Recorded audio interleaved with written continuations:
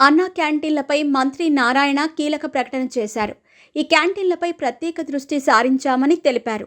203 అన్నా క్యాంటీన్లను 100 రోజుల్లో ఓపెన్ చేయాలని సీఎం చంద్రబాబు చెప్పారని, ఆ మేరకు స్థలాల సేకరణ చేపడుతున్నామని, ఇప్పటికే కొన్నింటిని గుర్తించామని వివరించారు. టిడ్కో ఇళ్లను వైసీపీ ప్రభుత్వం నీరుగార్చిందని మండిపడ్డారు. మున్సిపల్ శాఖలో చేయాల్సింది ఇంకా చాలా ఉందన్నారు.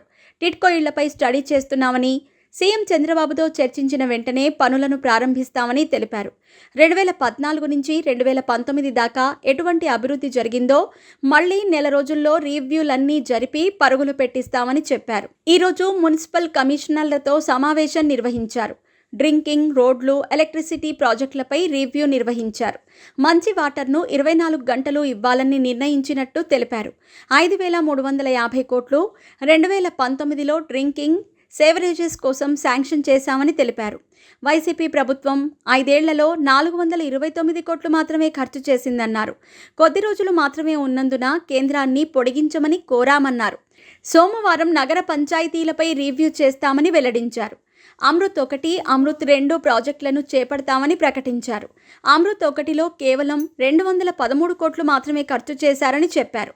మున్సిపాలిటీకి వచ్చే డబ్బులను డైవర్ట్ చేశారు. స్టేట్ కోటా పెట్టలేదని అన్నారు. రాష్ట్రానికి రావాల్సిన షేర్ని ఇవ్వమని కేంద్రాన్ని కోరతామన్నారు. వర్షాకాలం ప్రారంభమైంది. వ్యాధుల పట్ల జాగ్రత్తలు తీసుకుంటున్నామని తెలిపారు. ఏపీలో ఎక్కడా డెంగ్యూ లేదు. 3 చోట్ల డెంగ్యూ లక్షణాలు అంటున్నారని, పరీక్షలు కొనసాగుతున్నాయని, డ్రైన్లలో సిల్ట్ తీయమని ఇప్పటికే సంబంధిత అధికారులకు ఆదేశాలిచ్చామని చెప్పారు.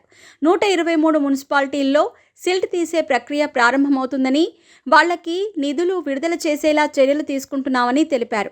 వర్షాకాలంలో సీజనల్ వ్యాధులు ప్రబలకుండా జాగ్రత్తలు తీసుకుంటున్నామని మంత్రి నారాయణ పేర్కొన్నారు.